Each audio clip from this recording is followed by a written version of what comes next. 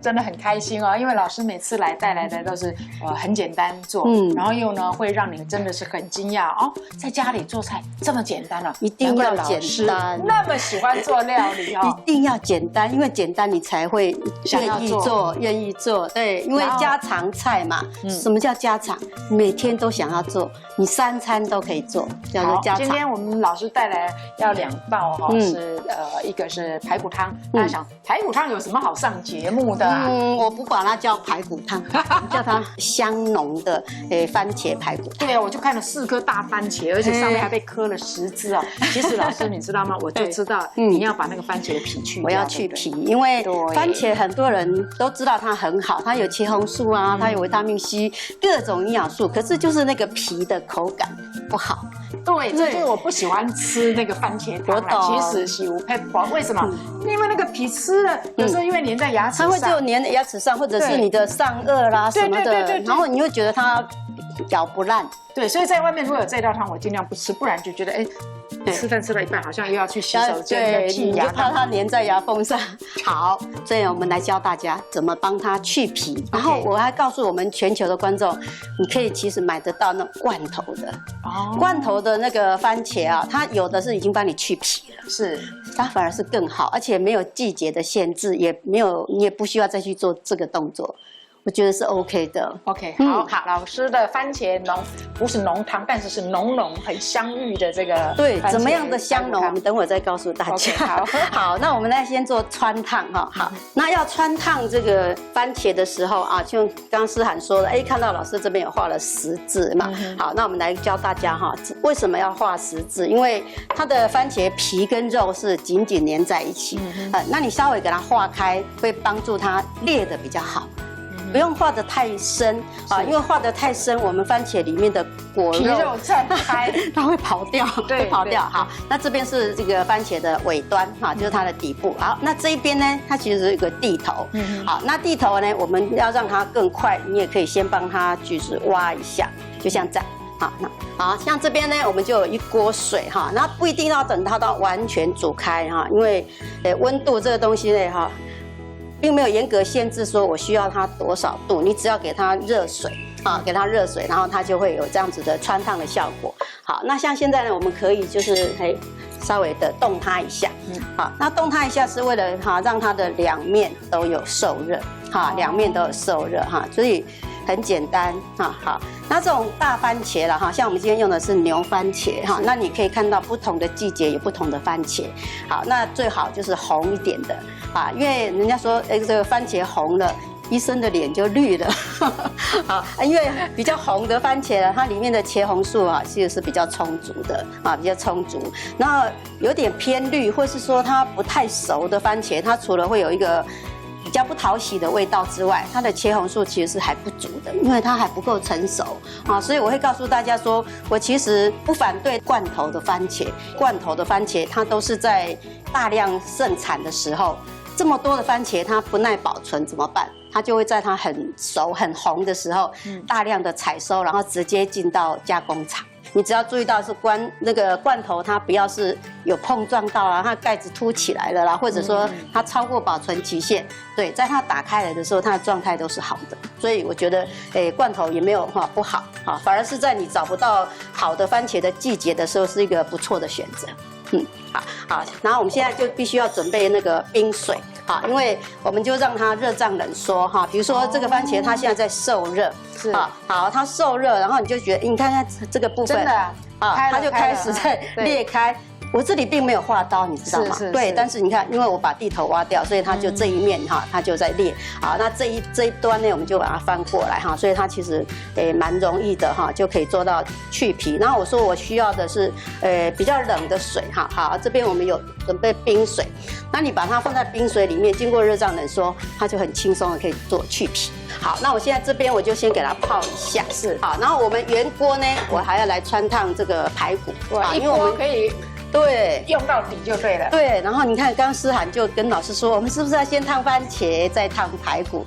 你真是冰雪聪明，越低污染的啊，我们就先下锅。然后所谓的高污染，比如说它这是肉嘛，它有血水，它可能会有一些肉屑，有一些杂质，我们就是在先烫番茄之后再来烫肉。好，你看啊，这个骨头，它只要颜色变了就好哈，就是变白了，好，我们就好，不需要说你要去煮它多久。好，那像这样的肉，它其实没有很多的杂质哈，你就把它捞过来。好，这样子我们就可以去煮它。好，那我们就开火哈，然后盖上盖子来煮它。好，我们的番茄要把它剥皮。对，哎，真的很容易耶。对啊，就这样。好，所以我们说不用跟它硬拼嘛哈，你就是好可爱哦。对，准备一盆冷水或者是冰水哈，它就很轻松的。而且呢，你这样烫过，它不会剥掉很厚的。哦，好，那我现在就把你看去了皮的番茄，我们就随意的切大块，随意的切大块，因为我会要煮的时间呢，会是把它煮到它几乎形状都不存在。哦，对，这样子哦。对，所以你就不用太在意说，我要切什么样的大小哈。好，因为番茄我们要的是它的味道。好，就把切块的番茄就这样把它放进来。哎，来，思涵再帮我盖上盖子哈。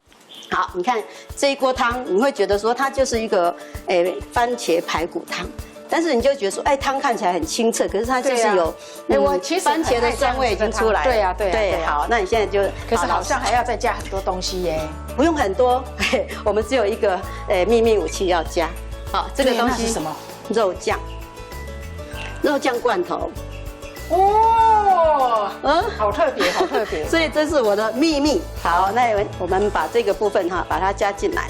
好，那这个肉酱罐头它是一个熟食，然后是调味，完全就是打开就可以吃的东西。所以这个部分你就不要煮太久。对，煮太久你反而会破坏掉它已经熟成的一个美味哈。所以我们必须是你的排骨煮软了，然后你的番茄也味道都释放了，然后我们再来加，等于是起锅前啦。对，起锅前。好，然后再来这是蒜苗。哇，这么多！对，蒜苗增强免疫力。对啊，你看。好，蒜苗也是一个非常有香气的东西。好，然后尤其是春天的时候，哇，我很喜欢，什么都加蒜苗。对，好，那你们注意到我会分2段释放哈，这个就是前面对它比较粗的梗，然后白白的部分这个先放。好，然后蒜苗的尾端哈，这个叫做它的叶子的部分，我们可以晚一点点哈，因为你要让你的汤里面不只是飘着蒜苗，还要你的汤里面有蒜苗的味道。它的香气是要合在一起哈，所以我会分2段来。老师，你知道蒜苗跟那个番茄，我觉得他们2个超搭，超搭哈，就是好搭档啊。对，好搭哦，这个时候比放芹菜还搭呢。是，好，再来，我们这个时候就可以来调味。好，那调味呢，像我很简单，我这边就只是白胡椒。好，你把白胡椒放进来，因为我要它就是有这个很香的味道哈，然后或者说让你的汤呢变得比较有温暖的感觉。老师这句温暖的话呢是非常那个的哦，为什么？因为胡椒它是属于比较燥热一点，对，但是我们番茄呢，大家也知道，番茄是属于比较寒性的，是，所以这2个东西加在一起，它就会让这道汤品呢比较温和啊。是，所以我们说，在比如说你想要增强免疫力的时候，我们除了说为什么你要多吃辛香料，比如说葱、姜、蒜、辣椒、姜片，这些都是热性的东西。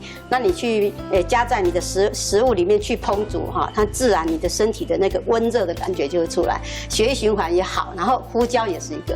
对，然后蒜苗也是属于比较容易燥热的，所以它跟番茄一起搭又是对很搭，对不对？好，那这边呢我们要加盐巴哈，那你要加盐巴的时候，我们就要下手哈，稍微轻一点。对，你要再帮我尝味道哈，比如说因为呢番茄它属于比较酸的东西，只要有带酸的东西呢，你加一点点盐巴，其实它就已经很咸了。哇，你真是，你怎么会懂这么多啊？好，老师，那是我惨痛的累积经验，好吗？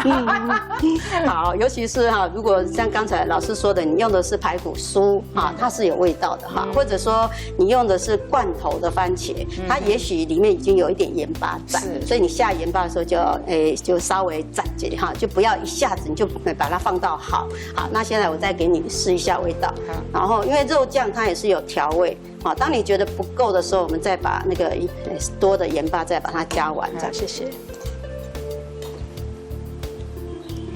香，不一样了哈，跟你刚才喝的那个层次，对，那个味道已经因为也有白胡椒的味道了嘛，然后也有一点蒜苗的味道，对，还有那个肉酱。OK， 好喝，变年轻了。哎，你看是年轻人的味道了吗？对啊，因为一道汤呢，我都希望你会一直想喝它，一直想喝它。这样子呢，你看啊，排骨也 OK， 然后番茄就像我们看到，就是你会觉得各方面都 OK 的时候，我们再把这个蒜苗的尾巴放进来，好，因为它有它的不同的味道，好。白白的这个就是蒜苗的前端哦，它有香味，还有的它有甜味。好，那这个尾端绿色的部分呢，其实它的香气是比较重。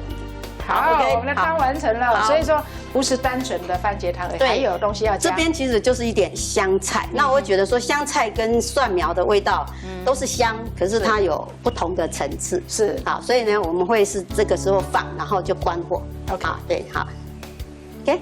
然后，你这样就关火，因为它是很软，然后很薄的叶子，所以它一下锅，它热气一上来，它香味就出来了。所以我会是丢下去就关火。哇，好，看老师做料理真的是是一个很享受的事情，因为老师呢就永远都是笑眯眯的真的很感谢老师。